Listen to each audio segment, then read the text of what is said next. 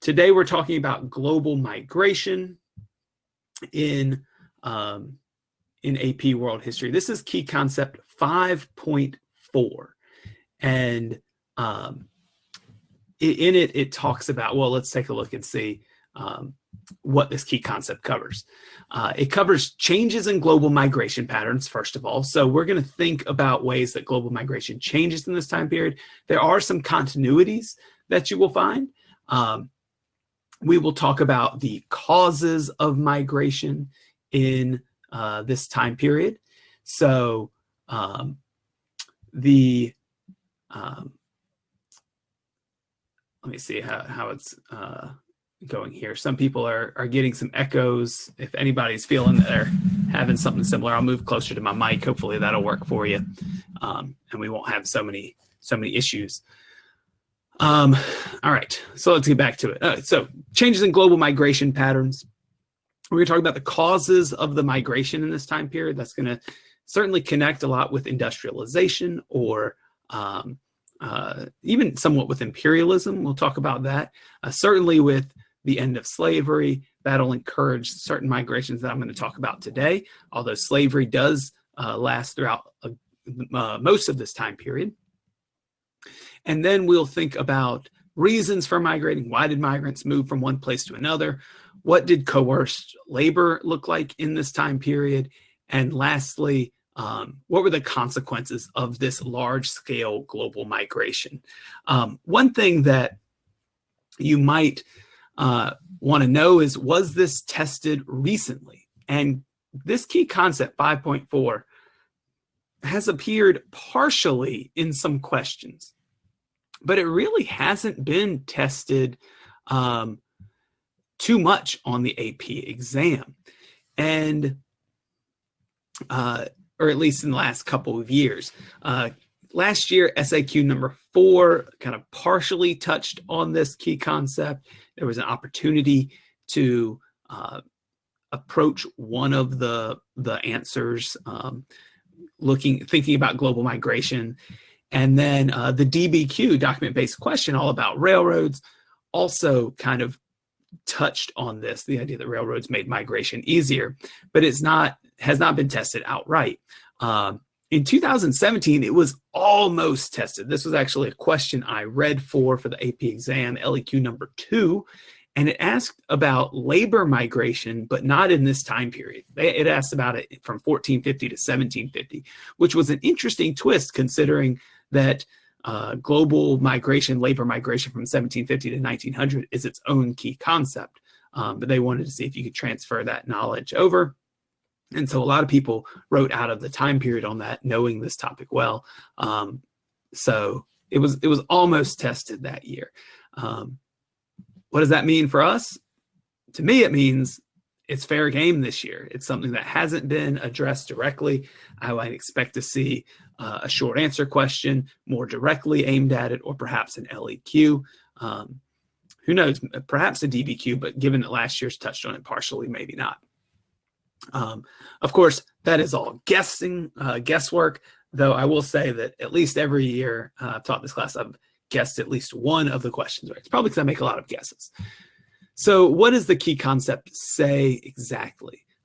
Key concept 4 says, as a result of the emergence of transoceanic empires, right? This idea of empires that cross the Atlantic and the Pacific and in the Indian Ocean, or in the Indian Ocean, and the development of and the emergence of a global capitalist economy as a result of improved transportation and industrialization taking place, migration patterns change dramatically and the number of migrants increases significantly. We'll talk about how that was. Part 1 of this key concept talks mostly about the influence for migration, what the causes were. Key concept 2 focuses on why migrants move around the world, and key concept 3 focuses on the consequences of this large-scale migration. So that is how we will be dealing with it today.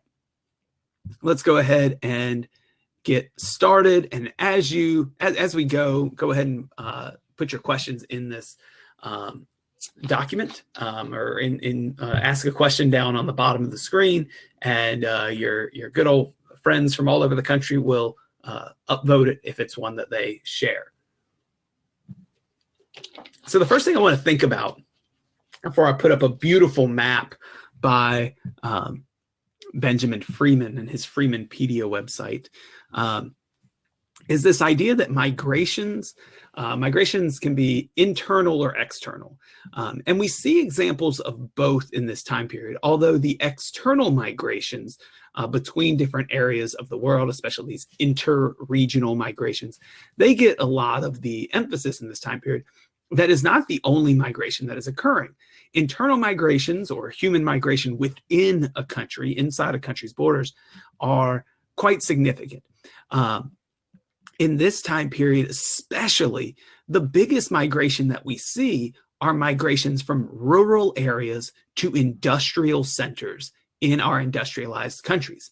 That starts at the very end of last period. We start to see a little bit of urbanization, but in this period, it really takes off with the Industrial Revolution in Britain. That's where we find it first. You may have played with your class the urbanization game, where you have to draw all your little cities out while going through the narrative, right? People are moving to cities looking for work.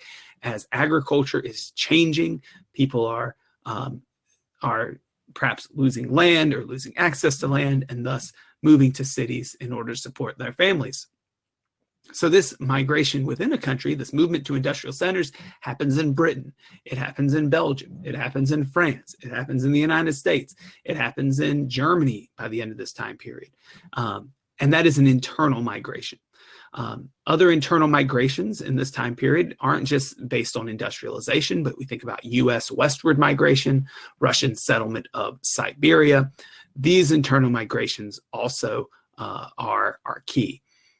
But again, the one that gets most of the attention this time period are the external migrations, human migration to foreign countries or from one country to another.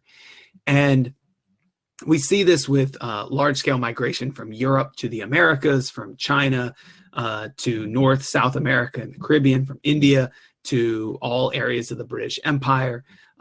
Those external migrations are seen at unprecedented levels in this time period. So that's something to keep in mind. You know, no matter the type of migration, we're going to see it more in this time period than ever before, and we'll talk about why that is momentarily. All right, so that's just kind of getting us started. The first thing we're going to be looking at then is the first pattern of migration. And this is an internal migration that I want you to think about.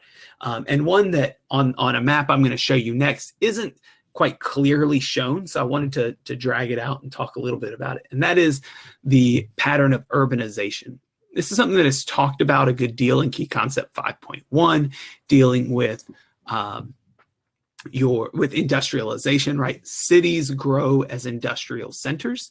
And there's a lot of reasons why urban areas grow. I mean, there are certainly changes taking place in agriculture, and that we'll see in a little bit, that is producing more food, thus allowing more people to live in cities. People are living healthier lives, so populations are growing and jobs are available in cities. But there's also new technology that allows people to move to these cities, right?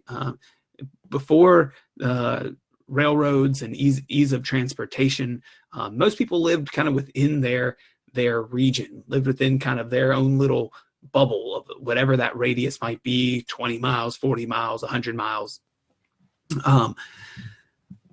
The new technology allows them to move further away from home. Just gives them that ability to move to places where jobs are available, and these are cities. That leads to, of course, many different problems. It leads to overcrowding. You probably, in learning about industrialization, learned about the poor conditions in cities, which eventually are addressed by reforms, especially in Europe. But it also leads to kind of some of the unique demographic changes in cities, the rise of ethnic enclaves and the like that I'll be talking about shortly. Now, this is a map that I wish I had created on my own, but this comes from Freemanpedia, which is an AP website with which you might be familiar. Mr. Freeman is an excellent teacher. Follow him on Twitter if you have a chance. He gives a question of the day. You may have heard about his some Kahoots he runs and quizzes he runs. But Freemanpedia has given us this beautiful map looking at global migration patterns around the world. And this gives you kind of an idea of some of these migrations we're going to be talking about. Europeans to the Americas, a few noteworthy migrations from Ireland and Italy to the United States. Those are two significant migrations in this time period from Europe to the US. We see Lebanese migration both in North and South America. If you take a look at, let me see if I can get my pointer up. If you take a look at Chinese migration, it is not just to Southeast Asia, it is very prominent, but also to Australia and to the Americas, to the Caribbean, to work as agricultural laborers, the Western United States to work in building railroads and in agriculture, Japanese migration, even to the West Coast of the United States, Indian migration to Southeast Asia, South Africa. There's also Indian migration into the Caribbean, mostly as indentured servants. And these are those external migrations that I'm talking about. But also on this map, you see some really interesting internal migrations, westward expansion in the United States, and something that begins kind of after the Civil War, but really takes off in the early 1900s, and that is what we call in the US, the Great Migration, something you might hear about if you take AP US history next year, a large-scale movement of African Americans from the South to northern cities. And another internal migration being shown here in Russia, movement and settlement of Siberia. That said, you have all these migrations being shown, but on this map, it's very difficult to show that migration to cities, which is why I made the point of bringing up urbanization a moment ago. So what is it that is causing these migrations? That's going to be, I know it took us a while to get into this, but we'll be speeding up as we go. Thinking about the causes of this. And I know there's a question in here about the causes of migration to Siberia. That might be something that showed up on the map that was kind of maybe made people think, so we can answer that one as well. But there are kind of two big reasons, well, maybe a little bit more than two, but depending on how you categorize them, two big categories that cause these new patterns of migration, this increase in migration around the world and an increase in where migrants are coming from and where they're going to. The first big change is simply better food production and better medical conditions. What that leads to in our world is a population increase. This new industrial world, which sees industry come to agriculture and thus producing more food than ever before, the use of commodities like guano as fertilizer. I was watching a really good lecture on guano the other day on YouTube, given by a professor from Northwestern University. This enables people to produce more food than they really ever had before, and thus be able to create healthier people living longer. Better medical conditions come about in this time. People start to realize, that you can't just live in filth. There's the famous case of cholera in London, and they find out that they map it down to the very well where this cholera outbreak is coming from. They shut down the well. They solve the problem, right? These new developments in medicine create healthier people and have people live longer lives. People have we'll see lower infant mortality rates and the like. Vaccines become fairly common in the 19th century. So we'll see vaccines for things like smallpox, which creates healthier people. All of that leads to a population increase. And when you have a population increase, that means there's less land to go around. If you're the fourth son in a family, you're not going to inherit the family farm. I'm the youngest in my family. I would not have gotten the farm had we had a farm. But this idea that, you still need to make a living for oneself. And so what do? Oftentimes they move to cities, or they move to places where there are job opportunities if those are not presented in their own countries. This population chart from Our World in Data. You can kind of, if you go to that website, you can actually play around and create your own population charts. Shows over the last 600 years, and even some projection forward to the year 2100 of what population will look like. And you can see on this chart that beginning, there's a pretty steady increase in population, but beginning around 1700, as we see changes in agriculture, especially the use of new farming techniques and new fertilizers, that we're going to start to see kind of an upward trajectory, an increase in the rate of population growth. And that will continue to increase as we see industrialization spread around the world. So from 1700, 1750, 1800, 1850, 1900, we start to see that rapid population increase. And then it basically rises at an exponential rate. And that's kind of where we are today, somewhere around 7.5 billion people on Earth. Different models project a different leveling out of population. This one projects it somewhere around 11 million. There are some other projections around 9 or 10. But that's not terribly important here. What we're seeing, though, is that population increase, and food production and better ways of producing food and better medical conditions play a large role in that. Now, just because there are more people doesn't mean that there would necessarily be more migration, except that in this industrial era, we're seeing new modes of transportation develop, which makes it easier to move from place to place around the world. So whether it is the steam engine, locomotives, railroads, moving people from one place to another within and between countries, or steamships that allow people to sail or move around the world. I guess you're not sailing if you're on a steamship, moving from one place to another much more efficiently and cheaply than they ever had before. People are now able to migrate from one place to another and even return eventually as well. And of course, that's a big, one of the big causes is that new technology and communication and transportation. Of course, global urbanization is something that we see, just this idea of jobs coming to cities, and so people are going to migrate to these cities. This chart here that you see gives a world population growth in the millions on the left side, but it shows you on the right side the percentage of the world population living in cities. So in about the year 1600, about 2.5% of the world's population lived in cities. In 1800, it's not much more. It's around 3%. But by 1900, almost 9% of the world are living in cities. And this goes along with the idea of industry and where the jobs are. So these are, some of the things that we see in terms of migration getting easier. One of the things that is a result of this migration getting easier is the fact that migrants can even return. They can move seasonally or for years at a time and make money, send it back home, maybe create some wealth for themselves, and then move back. And there was a question about this, so I want to get to a couple of these questions. One, were any migration seasonal? Is the first question that was asked. It's got seven upvotes, so keep upvoting the questions that you like and keep submitting these questions.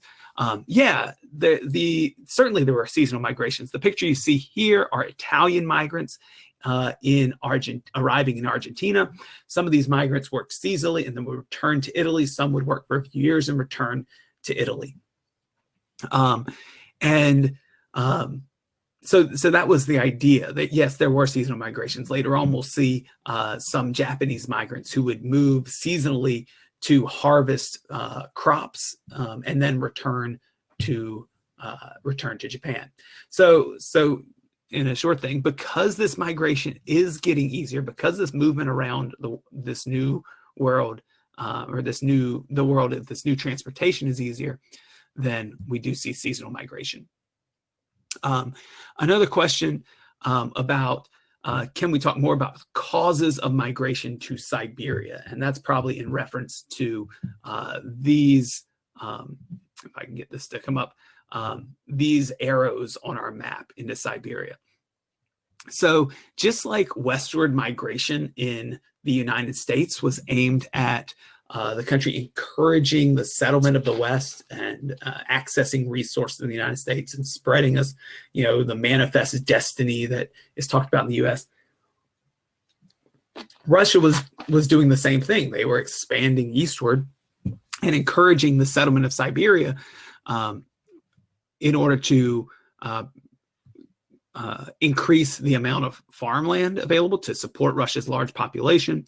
And then later on, Russia encourages, after they free serfs, they encourage migration to urban centers to help industrialize in Russia. So there's a couple of different migrations that are talking about, or that we talk about in Russia. To answer your question specifically about Siberia, they're settling in Siberia for farming purposes, and then later on there's an encouragement of serfs to move to cities to provide labor for industrialization. Somebody here mentioned the Trans-Siberian Railroad. That does come in when we think about state-sponsored industrialization, Russia building railroads, and one of the most significant railroad projects built in this time period was the Trans-Siberian Railroad, which stretched from St. Petersburg in Russia to the Pacific Ocean. I don't remember what city it is, Vladivostok or something. I don't know. It was a monumental undertaking in Russia, similar to the Transcontinental Railroad in the U.S.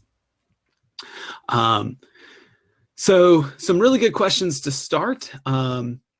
There is a question about why did the Chinese migrate to Southeast Asia and the Caribbean, which is a really good question. We're actually going to get into that in a second, but I'll kind of preview the answer by thinking about opportunity, right? The next thing I want to talk about generally is why did people migrate, right?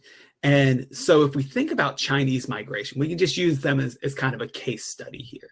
And we think about China in the 1900s. Well, China itself wasn't having the greatest time in the second half of the 19th century, right? You have the Opium Wars, which they lose, the British making inroads into China. There's a lot of pushback against the Manchu government, who people feel is losing the mandate of heaven. The Taiping Rebellion results in millions of deaths throughout China, destroying farmland, destroying people's livelihoods. And so for Chinese migrants, the Taiping Rebellion had left millions in poverty and financial ruin, and so they're looking for opportunities to provide for their families, provide for themselves, and they go where those jobs are available. In some cases, those are working on plantations and farms in Southeast Asia to produce stuff like palm oil or cotton for sorry, my phone's going off there. Produce palm oil or cotton for European industrial expansion. And in some cases, they migrate to the Americas because there's a demand for jobs, especially in growing railroads in the United States or agricultural labor. And then the Caribbean's an interesting case because we're going to talk about slavery. It certainly continues into this time period, but eventually it does come to an end. And even though slavery is coming to an end in this time period, thankfully, right, this moral wrong in history, there's still going to be a demand for that labor. The key is, what is that labor going to look like if it's not being done by enslaved Africans?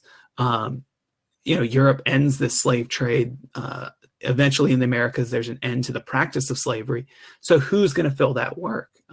And one of the answers are, or some of the answers might be, well, where are there people in need of work? And that was in South Asia and in China. And so indentured servitude actually makes a comeback. So those are some ideas of why the Chinese migrate. Certainly there are difficult conditions within China. It's also being connected with the world on a much larger scale. It's much easier to get workers from China to the Americas, more so than it would have been, say, in our last time period. And there's the demand for labor. That does not go away. All right, that was a long answer to a short question.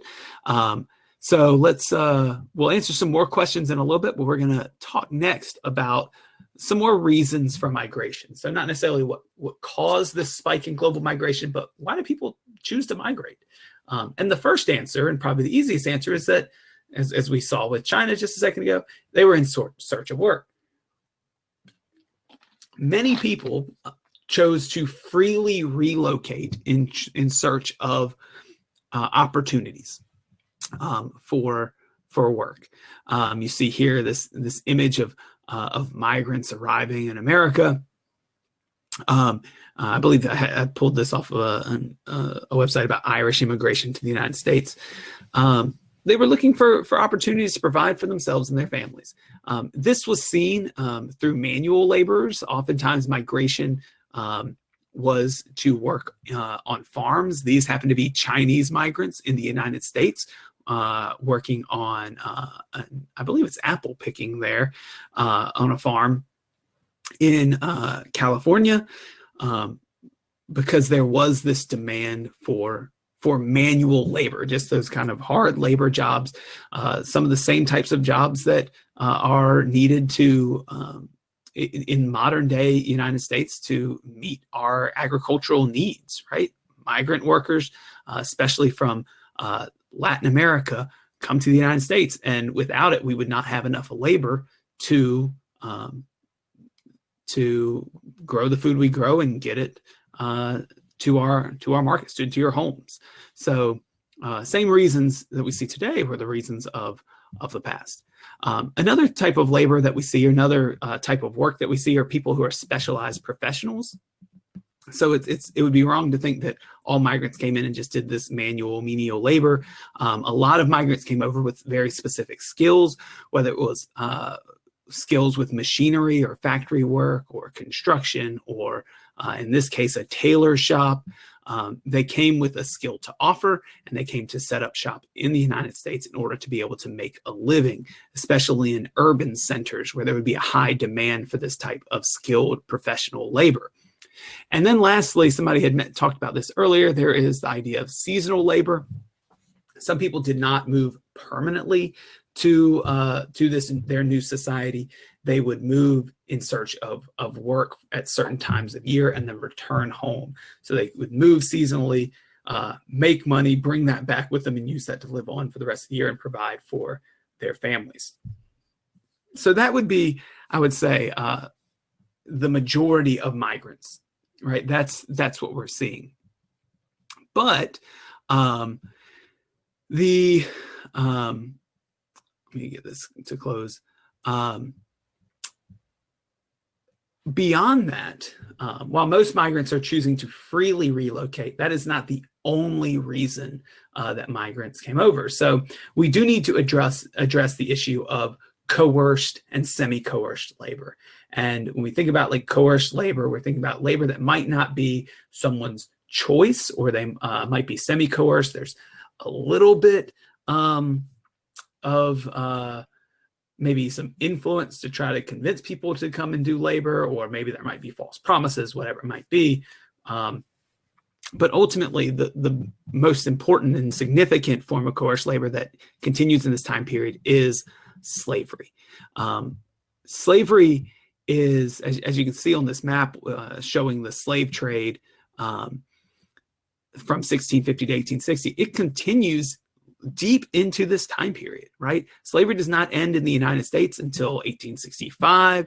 Then there's kind of de facto slavery with sharecropping systems and the like. The last country to outlaw slavery in the Western Hemisphere is Brazil in 1888, right? So slavery is going to continue through most of this time period. It continues from our previous time period. The conditions are not getting better just because it's the industrial era. In fact, when industry arrives in the United States, it drives the market for cotton, which actually increases the demand for slaves leading up to the Civil War. So slavery still plays a major role in this slave migration all the way into the mid to late 19th century. So we can't forget this idea that global migration does include the forced migration of African slaves. Beyond that, As slavery starts to come to an end, as especially the British start to put pressure on countries to end their practice of slavery. This actually is the map that shows, sorry, I got ahead of myself, that shows the dates that slavery ends in different territories. You can see in British territories it ends a little bit earlier. In the United States, 1865. In Brazil, 1888, that very late date. But the southern United States, not too early itself. Cuba in 1886.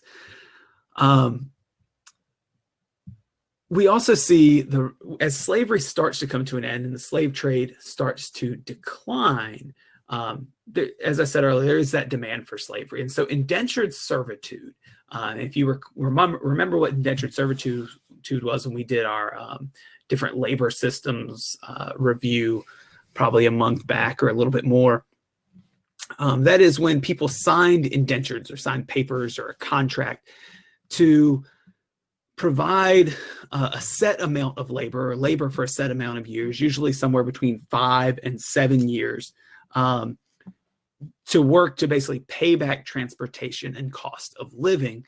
And once completing those indentures, either being paid and getting to return home, or perhaps like getting a plot of land of their own, this certainly makes it come back in this time period.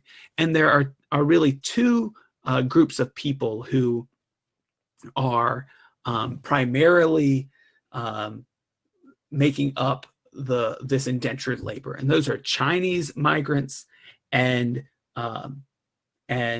Indian migrants.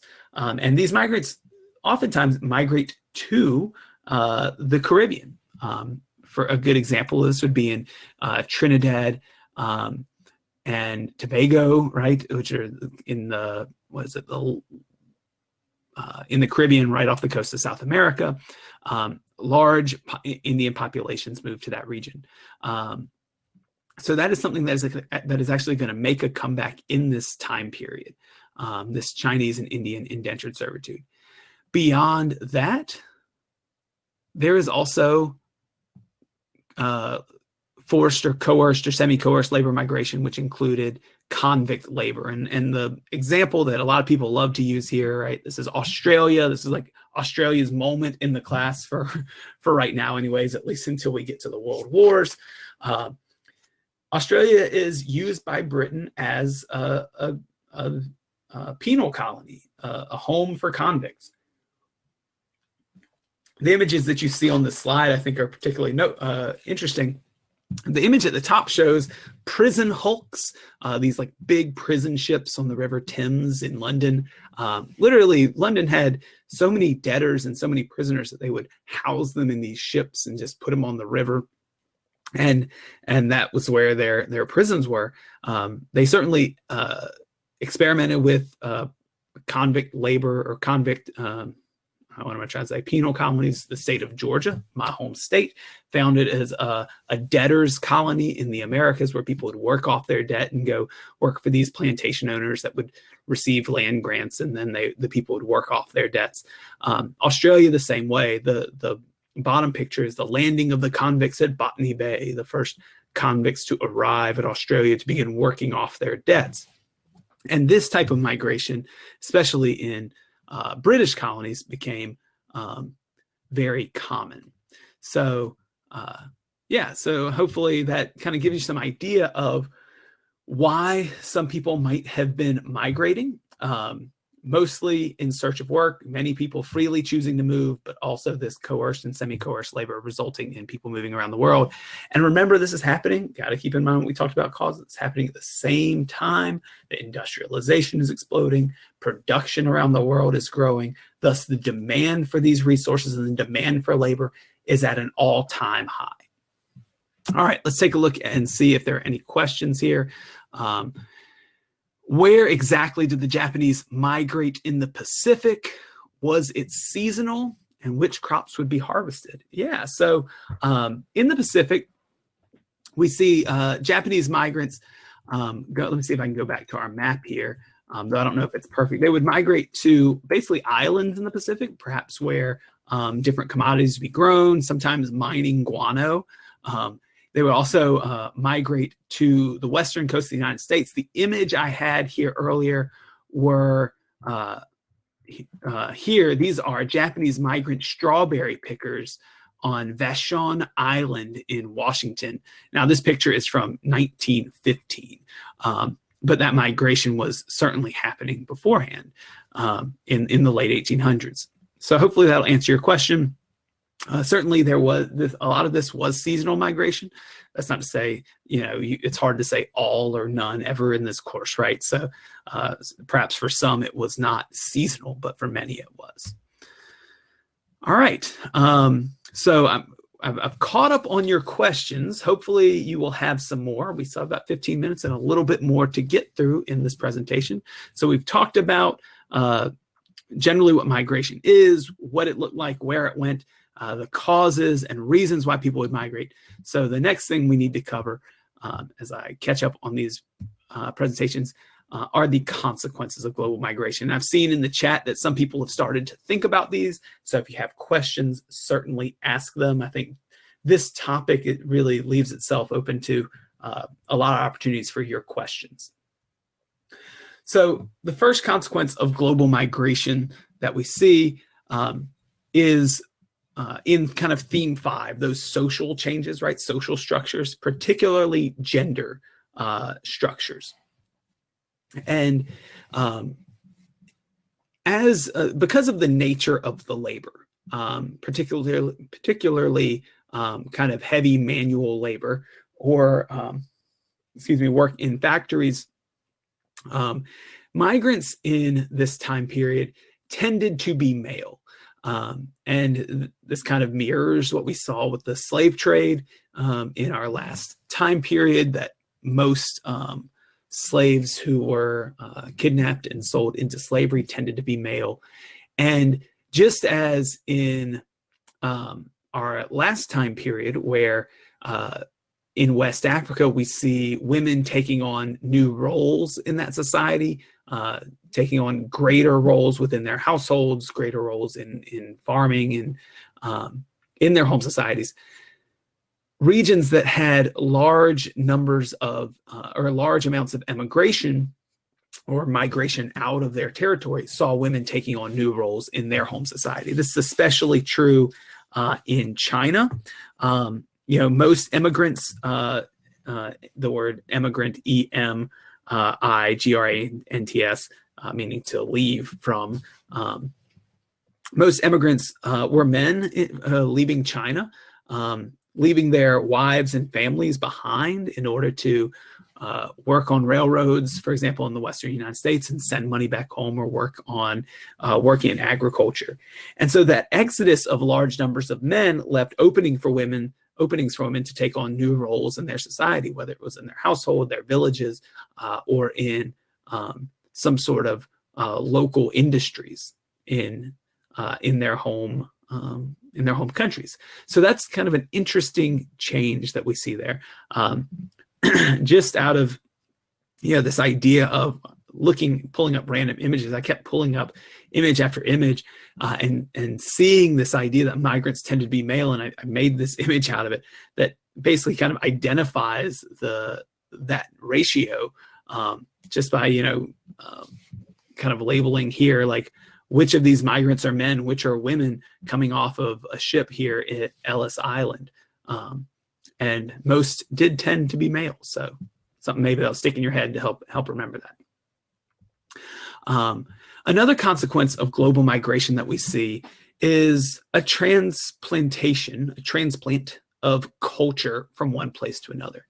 And this is something we tend to forget, but as you gear up to celebrate St. Patrick's Day this coming weekend, and you wear green and you celebrate kind of Irish culture, heritage, go Irish, by the way, University of Notre Dame graduate here. We have to understand that culture came to the United States with immigrants, right? Italian culture, I had spaghetti for dinner last night, right? It's not to say maybe I wouldn't be eating spaghetti in this global world if we didn't have large Italian immigration, but those cultures get transplanted with these migrants and they bring it with them. One place that we see these especially are in ethnic enclaves, which are particularly found in cities. These are kind of communities that are carved out in cities for or where migrants of similar ethnic backgrounds move and live together, bringing their culture, kind of creating that safe space within their new society. And that's really where we see a lot of this culture transplant. Some examples of this that you may have heard of are Little Italy in New York City, this Italian community.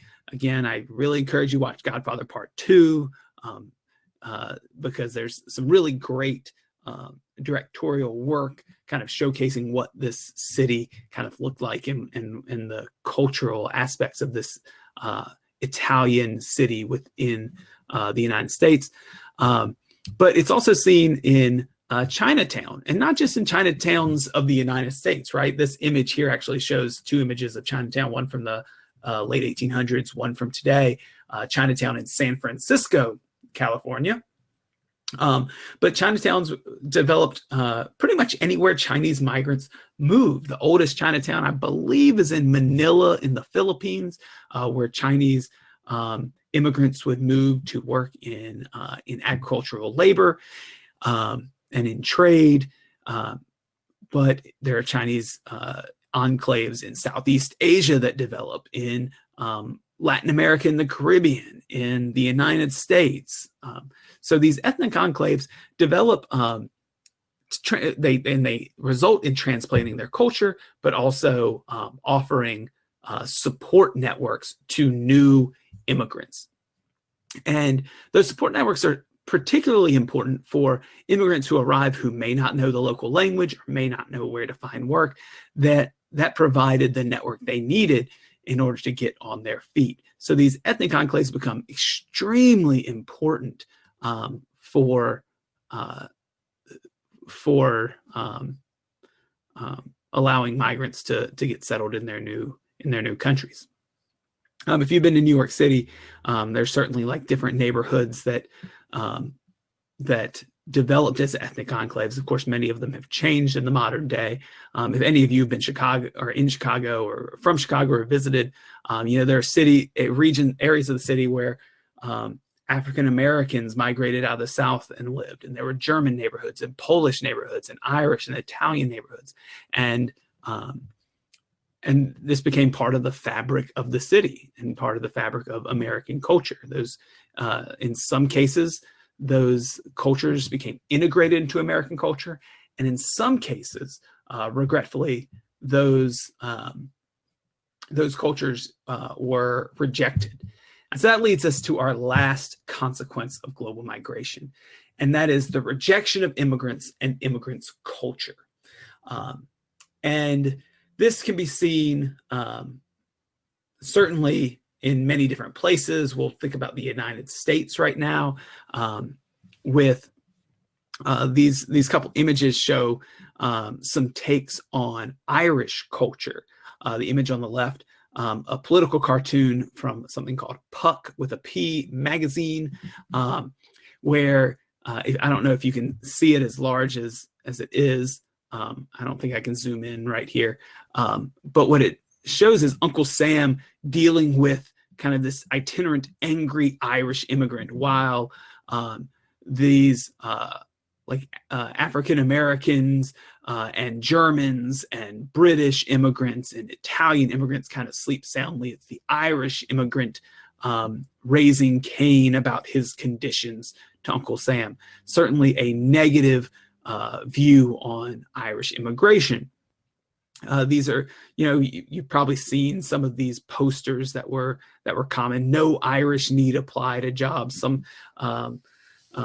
factories and workplaces would not hire certain immigrant groups. In this case, it was the Irish. In others, it was Italians, and in others, it was African Americans, and in others, especially as we kind of get into like World War I, it's Germans, and as we get into World War II, it's the Japanese, of course. Later on, there's internment of Japanese Americans as well. So, there was this rejection of immigrants. People thought that they were outsiders. They were not fit for their country. They did not fit the racial ideology in the United States or in different regions of the world. And in some cases, we see that governments respond to this rejection of immigrants through government policies, right? And this is something we see in our world even today, as we face, especially like in Europe, in the face of like the Syrian civil war, the immigration crisis that faced them there. Many countries pushed for restrictions on immigration. And governments have worked at times, especially in the late 19th century, to regulate the flow of people across their borders. In the United States, it was seen in the Chinese Exclusion Act. Not all countries welcome the influx of Chinese labor migration. And in the United States, there was an outcry with how many Chinese immigrants were coming to the US to work on farms or build railroads. And in 1882, Congress banned further Chinese immigration to the United States by the passage of the Chinese Exclusion Act. It was initially for a 10-year period, but it gets renewed and it gets renewed again. And in 1902, it becomes permanent.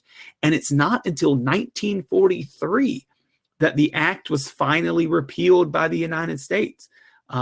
So if you think about ethnic and racial discrimination in the United States toward, in this case, East Asian, specifically Chinese immigrants, it was very much present. Now you may ask, like, why more so against Asian immigrants versus European immigrants? And I think that goes to some of perhaps of the racial ideology, justifications that we see with imperialism, right? Some Europeans looked like Americans and some and East Asians did not. And that played a large role. That simple act of racism played a large role in this prejudice against migrants. Of course, the United States is not the only place to do this. Another noteworthy example of this, which you may have seen in the key concepts or in your class, is something called the White Australia policy. Australia is settled primarily by the British, and it was originally a penal colony, but eventually gold is discovered there. And so large-scale migration, especially free migration, comes to the region as people want to strike it rich, quite literally, by finding gold. That results in large-scale migration from East and Southeast Asia until eventually Australia puts a stop to it, passing the White Australia policy, which, as this pendant commemorating it said, Australia for Australians. Making it very clear that anyone who was not white was not allowed to immigrate. And that White Australia policy is not completely dismantled until well after World War II. I think it's not until the 1970s, something along those lines, that the White Australia policy and its accompanying laws are done away with. So that pretty much takes you through the key concept here on global migration for key concept 5.4. And I know we're getting close to the end, but if you have any more questions, I'm happy to answer them. So go ahead, and I know we have one here waiting for me, so I will answer that question.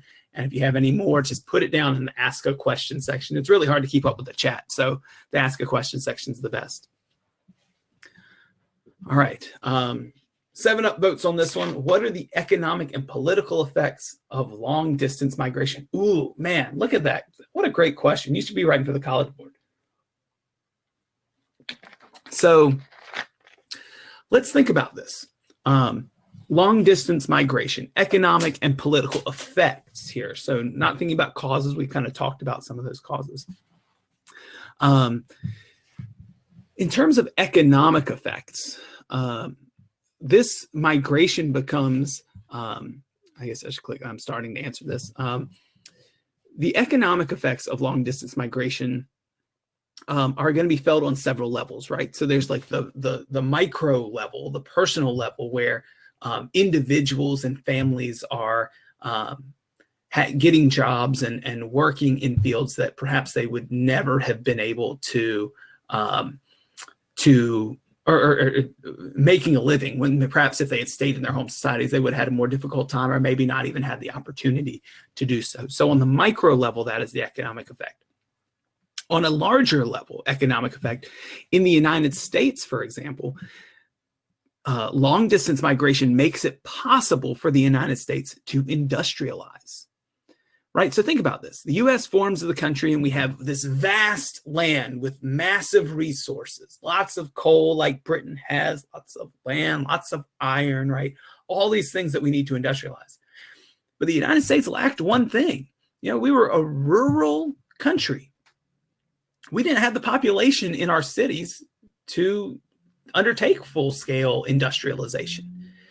And so this global migration, which really starts before the Civil War and then takes kind of a hiatus and continues at much larger level after the Civil War, it's going to provide, as Ashley says here, the cheap labor, cheap immigrant labor that is necessary to industrialize.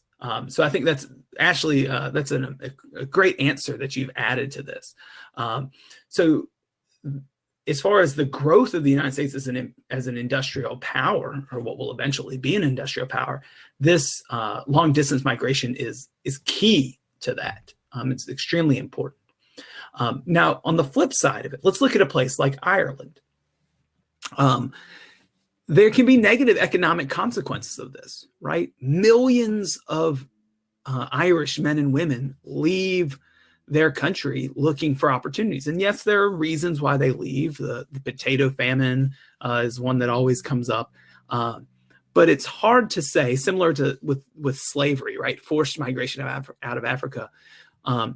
What untold effects that might have had economically over a very long term on countries where migrants are leaving, right? So perhaps they could have created their own industrialization in their nations. Perhaps they may have invented something that the rest of the world may not have known. You may have heard like the term brain drain, right?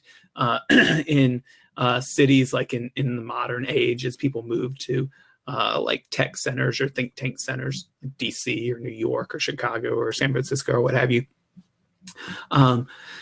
So certainly those are going to be some negative economic repercussions for those societies, places like Italy and Eastern Europe and Ireland and perhaps to a certain extent China and India, right? So I think those are some major economic effects.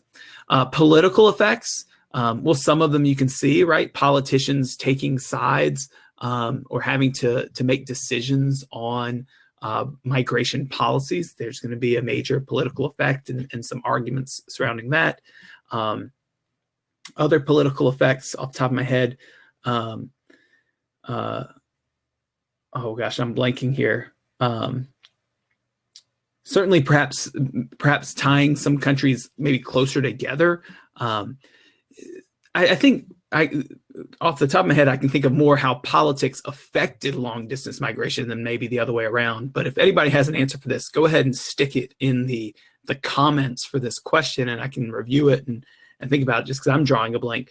But long distance migration certainly comes out of some of kind of the political situation in this time period. For example, migration between British territories was quite high. One example that I can think of is a guy you may have heard of, Mohandas Gandhi, right? Educated in Britain, goes to from India, educated in Britain, goes to South Africa as a lawyer before eventually returning home to India and then leading the push for Indian independence, right? So within the British Empire, because they were all linked, we see large-scale Indian migration to work on, for example, railroads in Eastern Africa, or work in South Africa, which were both British territories. So in the long term, these migrations also have an impact on present-day politics. We see that a lot more in the late 20th and 21st centuries. Stuff that countries are even grappling with today is as there's some disagreement perhaps over what the cultural makeup of some countries should be and what the roles of different minority ethnic groups should be. Unfortunately, that seems to be the case. But really great question, Jeremy. I hope I did at least answer it a little bit. Next question asks me to expand on the Chinese Exclusion Act. And yeah, so I don't know much more, if I can say much more than I already did, but I'm happy to kind of go through it a little bit more slowly. Basically, in the late 1800s, there was large-scale Chinese migration to the United States, or in, I guess, the second half of the 19th century. Much of it as a result of Europe and the United States making inroads to China with trade. If you remember following the Opium Wars, China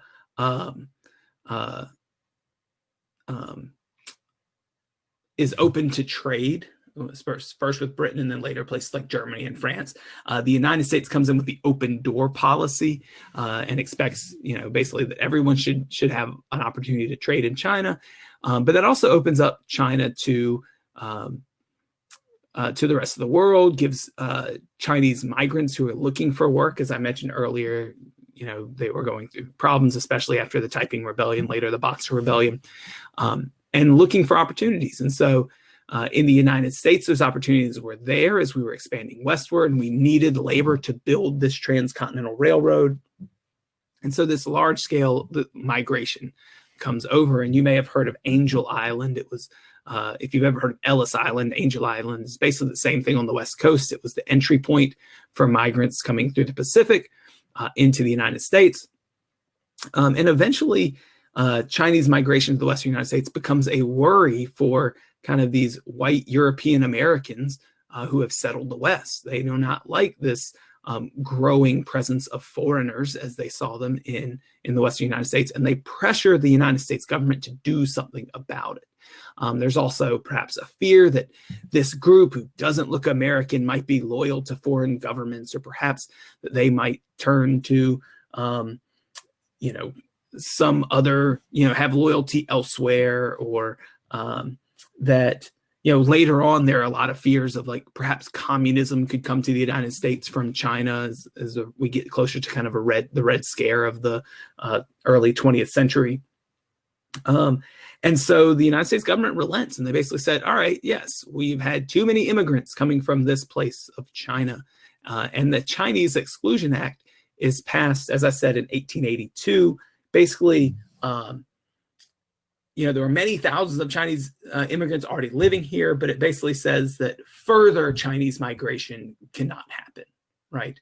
So stopping any more Chinese migration to the Americas. It was supposed to be for a 10-year period. It is renewed and renewed again, eventually being made permanent, restricting Chinese migration to the United States to just a trickle or non-existent until basically World War II, where that Chinese Exclusion Act is lifted. So that is to say, basically kind of give you some ideas of the consequences, or how some countries met what was deemed as perhaps an overabundance of migration in the United States, mostly based on kind of racist or racial or ethnic fears that were going on in our country at the time. All right, I think we're through with all the questions that I've been given. We've gone for just a little over an hour, but with all the announcements at the start, that was, I think I accidentally posted somebody's thing to a question. So I don't know how to delete this. All right, I'll delete it there. For those of you who stuck around, thank you so much for your questions, for your attention this week. I hope that you got something helpful out of this. I hope it was informative for you. Maybe it'll help you on your Unit 5 test or the AP exam. I wrote on my Unit 5 test an SAQ dealing with this topic, so hopefully it'll work for you. Remember, if you want to access these later, you should join Fiveable. Fiveable.me is where we live stream these free every week. But if you want access to like all the full materials, even after we're done with our stream, so that you can go back to them for the AP exam, be sure to to join up. If you need any information from me, feel free to shoot me a message or reach out to me on Twitter or YouTube. That's it. I've been Mr. Lassiter, and thank you for joining us on this Key Concept 5.4, Global Migration. You'll have a great night.